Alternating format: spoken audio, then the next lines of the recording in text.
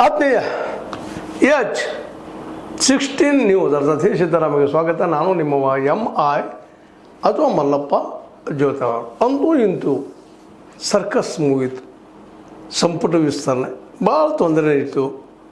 ಇನ್ನೂ ಇದು ಮುಗೀತದ, ಸಮಾಧಾನ ಆಗ್ತಾರೆ ಎಲ್ಲರೂ ಅನ್ನುವಂಥ ಮಾತಿಲ್ಲ. ಯಾಕೆಂದ್ರೆ ಎಲ್ಲರೂ ಅಸಮಾಧಾನಿತರಣ.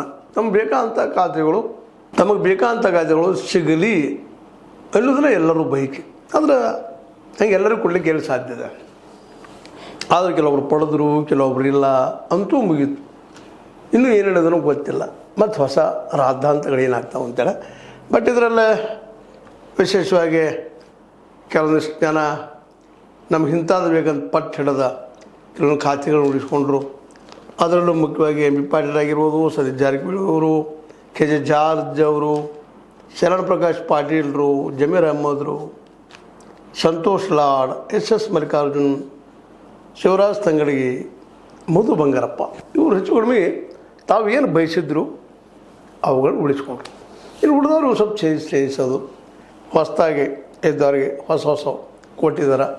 ಎರಡನೇ ಒಂದು ಹಂತದಲ್ಲಾದಂಥದ್ದು ಏನೋ ಇರಲಿ, ಕಡೆಗೂ ಒಂದು ಏನೋ ತಿಕ್ಕಾಟ ಕುಸ್ತಿ ಒಂದು ಎಂಡ್ ಆಗ್ಯದಪ್ಪ ಅಂತ ಸಮಾಧಾನ ನಿಟ್ಟುಸರ ಬಿಟ್ಟರೂ ಸಹಿತ ಇದು ಅಷ್ಟು ಸುಲಭವಾಗಿ ಮಳೆ ನಿಂತರೂ ನಿಲ್ಲದ ಹನಿಯ ಕಾಟ ನಿಶ್ಚಿತನೇ ಇದೆ.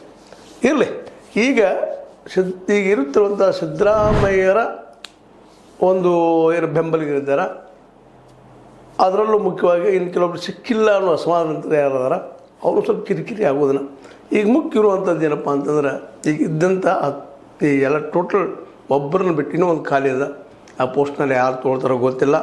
ಮತ್ತು ಅದೇ ಕಾಲಕ್ಕೆ ಮಂಕಾಳ ವೈದ್ಯರಿಗೂ ಅವ್ರನ್ನೂ ಡೆಪ್ಯೂಟಿ ಸ್ಪೀಕರ್ ಮಾಡ್ಬೇಕಂತೇನೋ ಪ್ರಯತ್ನ ಮಾಡ್ತಾಯಿದ್ದಾರೆ. ಅವ್ರು ಹೋಗ್ತಾರಿಲ್ಲೋ ಗೊತ್ತಿಲ್ಲ. ಒಟ್ಟಿನಲ್ಲಿ ಆಗ್ಯದ.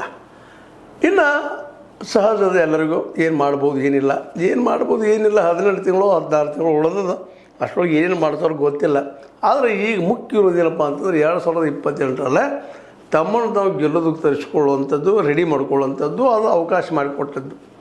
ಜೊತೆಗೆ ಈ ಅಧಿವೇಶನದಲ್ಲೇ ಜೋರ್ದಾರಾಗಿ ಈಗಾಗಲೇ ನಿಮಗೆ ಹಿಂದಿನ ಎಪಿಸೋಡಲ್ಲಿ ಹೇಳಿದ್ವಿ, ವಿರೋಧ ಪಕ್ಷಗಳು ಜಂಟಿಯಾಗಿದ್ದಾರೆ. ಒಂದು ಕಡೆಗೆ ನಮ್ಮ BJP, ಇನ್ನೊಂದು JDS ಜಂಟಿಯಾಗಿ ಅಟ್ಯಾಕ್ ಮಾಡಲಿಕ್ಕೆ ತಯಾರಾಗಿದ್ದಾರೆ. ಅವ್ರಿಗೆ ಮುಖ್ಯ ಏನಪ್ಪ ಅಂದರೆ, ಈಗ ಅವ್ರಿಗೆ ಅನುಕೂಲ ಸಿಕ್ಕಂಥದ್ದು ಈ ಒಂದು ಕ್ಯಾಬಿನೆಟ್ ರಚನೆಯಲ್ಲೇ ದುಡ್ಡು ಓಡಾಡೋದ, ದುಡ್ಡು ತೊಗೊಂಡು ಹೆಚ್ಚು ಯಾರು ಕೊಟ್ಟಿದ್ದಾರೆ ಅವ್ರನ್ನ ಸ್ವಲ್ಪ